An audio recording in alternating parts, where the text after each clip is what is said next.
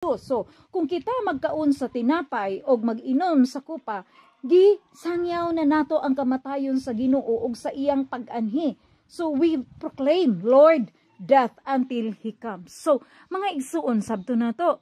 So, kung kita nagkaon sa tinapay o nag-inom sa iyang kupa, sama na nga ato nang sangyaw ang iyang pagkamatay o ang iyang pagbalik. So, kanang iyang pagbalik, ang buti pasabot mga igsuon, tuwa ka na sa Revelation chapter 22 verse 11, I am coming soon. Iyang giibutang dito, nga siya mo balik diri, siya mo anhi diri, o magdala sa iyang reward or iyang regalo alang kanato. O nagdepende kini sa atong mga binuhatan.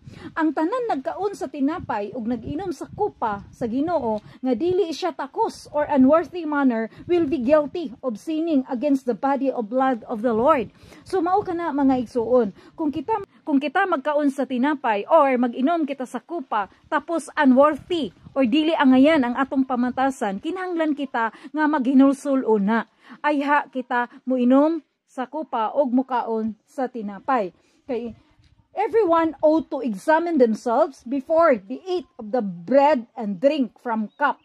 Mao kana ang giingon mga igsuon. Busa mga igsuon, for those who eat and drink without discerning the body of Christ, eat and drink judgment on themselves. So, kung kita wala naghinulsol sa atong mga kaugalingon, mga igsuon, og niinom kita sa kupa, og nikaon kita sa tinapay, sa panahon sa atong pagsilibrar sa Holy Supper, mga igsuon, sama nga ang imong kaugalingon, ikaw ra ang naghukom mga igsuon.